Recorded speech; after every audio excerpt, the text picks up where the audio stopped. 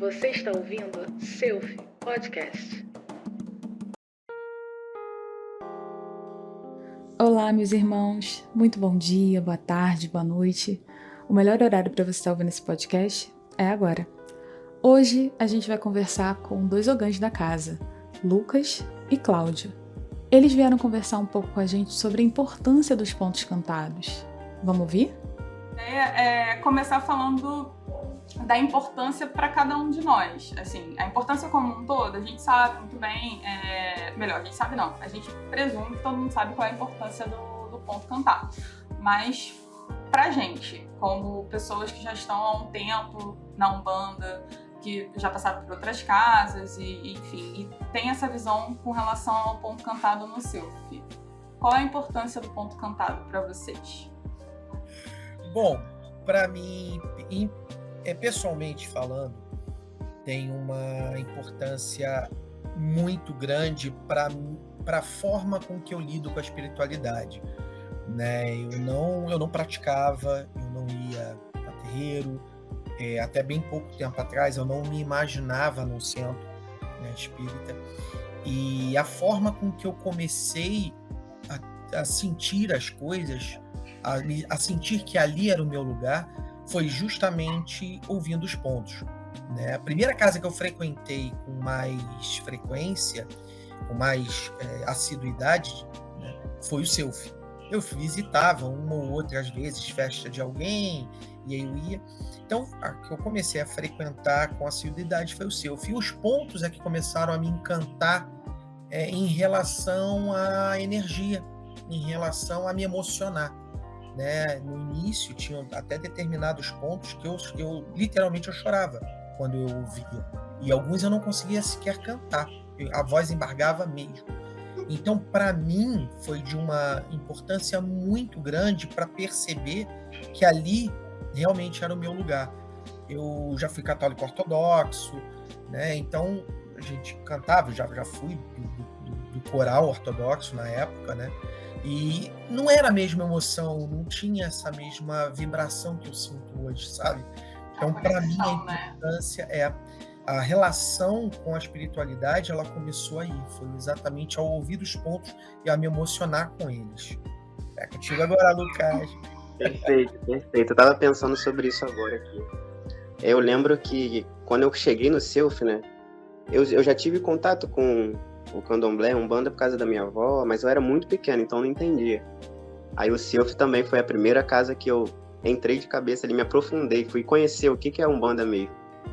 E eu lembro que o primeiro contato que eu tive com a mediunidade foi no ponto, porque conforme eu não conhecia aquelas letras, o que dizia, mas aquela coisa que a gente sente em cada ponto já diz muita coisa do que vem pela frente, né?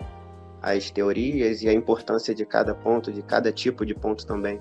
Mas acho que a importância maior é o que aquele ponto te causa, te transmite, né? A energia que ele tem. E isso é muito importante, a energia de cada ponto. Eu acho que o ponto cantado, ele tem mais aquela questão total da concentração, da conexão, da energia que vem da gira, né?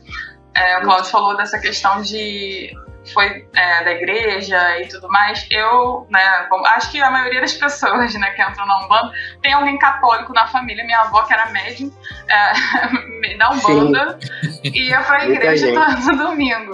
E eu ia também, e tem todos aqueles cânticos e tal. Era como um despertar. Muitas vezes as pessoas estavam naquela coisa do automático. E aí, quando começava uma música na igreja, as pessoas levantavam, interagiam. E eu acho que era como se fosse um start, assim, para as pessoas que estavam com a cabeça em outro lugar, elas voltavam a se concentrar naquela missa, digamos assim. No centro, eu acho que vai até um pouco mais além, porque a música, no caso o ponto, é uma chamada, né? É uma oração. É a forma como a gente se conecta com a entidade que está naquele momento. Digamos assim, gira de caboclo. A gente está ali ouvindo o ponto, a gente sente a vibração, sente a energia, se conecta. Então, quando a gente, assim, por isso que é a importância da galera cantar junto, né? É verdade. Os pontos, eu acho que os pontos, eles direcionam muito para onde o trabalho está indo, para como aquilo está acontecendo no momento. Então, tem pontos que, às vezes, é para dispersar energia negativa, que são aqueles pontos mais agitados, de ançã, de boiadeiro. E então, às vezes, no momento ali da corrente, a gente precisa se harmonizar mais, ficar mais aquela energia sutil. Então, a gente canta o ponto das almas, de Oxalá, de vibração. Então, ele direciona muito como as coisas acontecem, né? O decorrer da gira, daquele culto ali. É ciência pura, né? Tipo, a importância do som, as ondas sonoras, a vibração. A gente tá ali cantando, a gente tá focado, porque tem aquela questão também da incorporação. Quando a gente inicia na Umbanda, enfim, e a gente fica tão preocupado em incorporar, isso é de todo mundo, a gente fica tão focado nisso que a gente acaba se atrapalhando.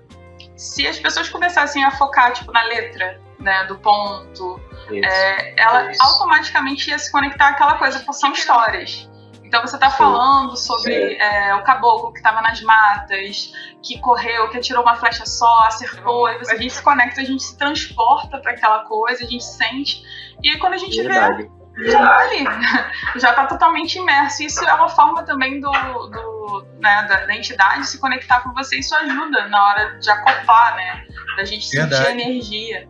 E eu acho aí que a gente, né, começa aquela coisa ali, a importância de também saber o momento certo de cada ponto. Porque, assim, vocês organizam a gira e sabem exatamente que temos pontos para tudo. Talvez o Lucas pode falar melhor um pouquinho sobre isso. Eu penso assim,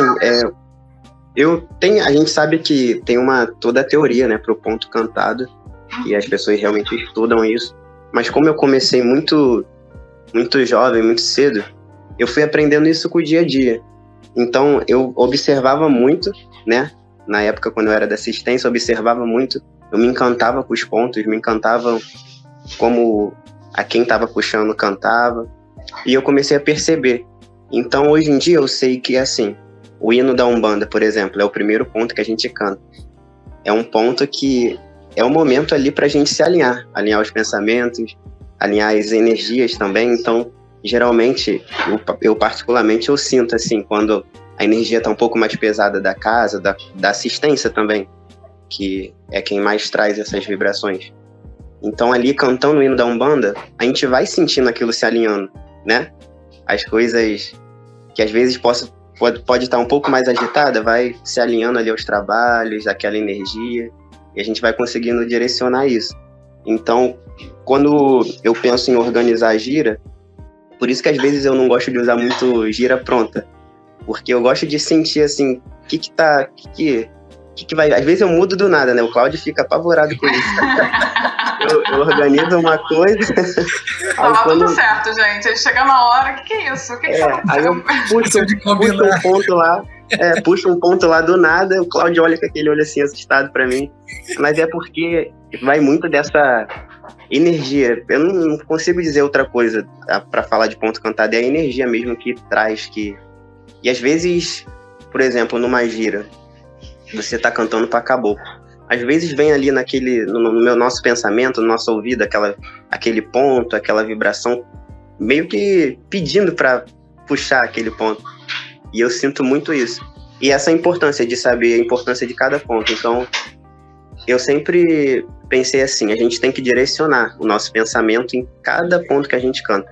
Porque conforme vai passando o tempo, os anos, eu sinto que vai caindo no costume, sabe? Às vezes você entoar mesmo cântico toda gira, todo sábado, ainda mais a gente que é um centro que trabalha toda semana.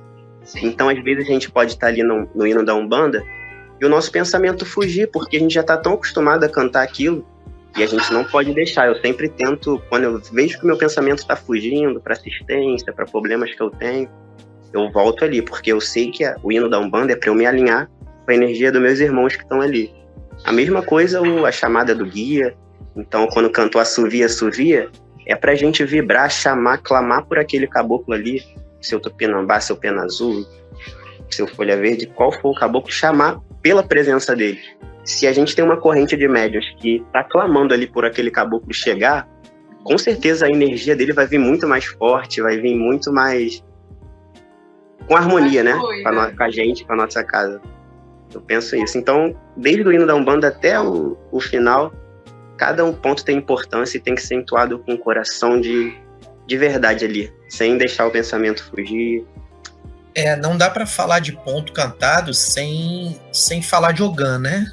Porque a responsabilidade é basicamente do Ogã. E isso que o Lucas fala, a gente sempre brinca muito, eu brinco com ele. Uma coisa é você cantar e cantar com amor e com fé, enfim. Outra coisa é você saber ordenar esses cantos, esses pontos, numa sequência, eu não digo lógica, mas numa sequência energeticamente que faça sentido, né? E é o que o Lucas consegue fazer muito bem. É muito mais fácil, por exemplo, seguir uma gira pronta, porque, beleza, eu canto, né? Quem sente como a gira tem que ir é diferente, é o caso do Lucas. Então eu brinco muito com ele. Eu falo, pô, cara, quem sabe montar a gira é você, eu só te acompanho, né? Eu só acompanho. E a gente se diverte muito nessa questão, porque às vezes essa de acompanhar, um erra, o outro erra, entra diferente, canta a letra diferente, ele olha pra minha cara assim, tipo, o que você cantou agora? Porque a gente ficava muito tenso no início, e aí os erros aconteciam pelo nosso nervosismo. Então a gente começou a levar com muito mais tranquilidade, e aí eu acho que entra também um pouco da hierarquia, né? Embora no Selfie a gente não tenha muito isso de hierarquia, mas eu acho que o respeito tem que existir. Eu acho que vocês não me veem tomando a frente de puxar nada, a não ser quando o Lucas não está presente, quando ele está incorporado ou em alguma outra situação, porque eu respeito a hierarquia. A gira... Fica meio implícito, né? A questão da hierarquia ali, né? Exatamente, amor. Ele montou, ele sabe a sequência, então eu respeito a sequência que ele está colocando. Então, eu estou sempre olhando para ver se ele vai puxar pela segunda, terceira ou quarta vez, se ele vai mudar. Então, tudo isso acaba sendo um fluxo normal quando a gente tem entrosamento. Mas o principal é isso, você respeita aquele que tem a incumbência ou tem a facilidade, ou seja, aquele que no momento detém o conhecimento do que tem que ser cantado. Então isso também é muito importante. A gente não entoa nada antes do Ogã começar a entoar. Sim, sim.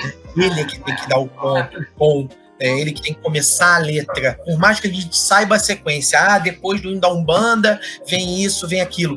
Tem que esperar o Ogã começar. Porque é uma questão, não é só de respeito e hierarquia, é uma questão de energia. Sim. É o Ogã que está colocando o ponto, a energia está partindo dali, então você segue aquela sequência, você segue aquela ordem das coisas. Então eu acho que flui muito melhor e não fica desorganizado, né? Eu acho que funciona também assim como uma hierarquia em relação à incorporação, né? Sabe que não pode por vários motivos, né? Não pode porque não pode, mas que a primeira pessoa que tem que incorporar é o dono, no caso a pessoa dona da casa, depois vem os médicos de consulta, para depois vir as pessoas que estão em desenvolvimento. Mas tem todo um porquê disso. Que é importante as pessoas também ficarem cientes que não é só porque a dona do terreiro. Não. É mais importante, né? Não é por isso, é por conta da energia. Então, o canto é mais por uma questão de organização, talvez, né? Opa, a gente não vai parar por aqui, não. Semana que vem tem a segunda parte desse bate-papo com o Cláudio e com o Lucas. Não percam.